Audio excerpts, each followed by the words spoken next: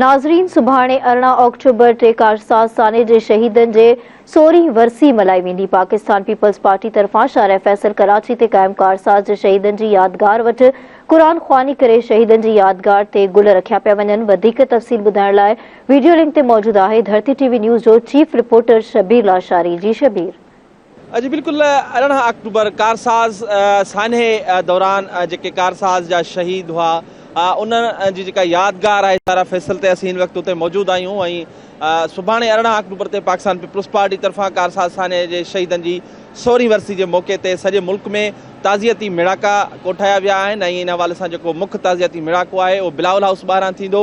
हिन वक़्तु तव्हां ॾिसी सघो था त शहीदनि जो जेको यादगार आहे कारसाज़ जे शहीदनि जो उन यादगार ते मुख़्तलिफ़ जेके पाकिस्तान पीपल्स पार्टी सां तालुक़ु रखंदड़ जेके कारकुन आहिनि उहे हिते पहुचनि पिया यादगार ते पहुची शहीदनि खे जेको आहे गुलनि जी भेटा पेश कनि पिया ऐं क़ुरान ख़ानी जेका आहे उहा बि कई पई वञे।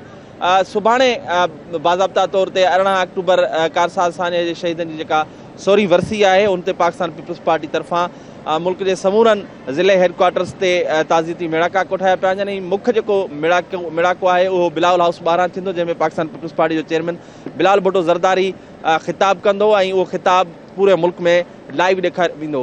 18 अक्टूबर 2007 शहीद रानी मोहतरमा बेनज़ीर भुट्टो जॾहिं जलावतनी ख़तमु करे वतन वापसि आई हुई त कराची एयरपोर्ट ते 30 लख जे लॻभॻि माण्हुनि उनजो शानदार इस्तक़बाल कयो ऐं कराची एयरपोर्ट खां हिते जेको आहे कारसाज़ ताईं पहुचंदे उनखे राति जा 12 थी विया ऐं 12 वॻे 2 धमाका थिया जंहिंजे नतीजे में 165 कारकुन जेके आहिनि उहे शहीद थिया ऐं 600 कारकुन ज़ख़्मी थी पिया ऐं उन्हनि मां 32 शहीद अहिड़ा जंहिंजी सुञाणप न थी। उन्हनि खे मां भुट्टो आहियां जे नालो ॾेई ॻड़ी ख़ुदाबख़्श जे कब्रिस्तान में दफ़नायो वियो।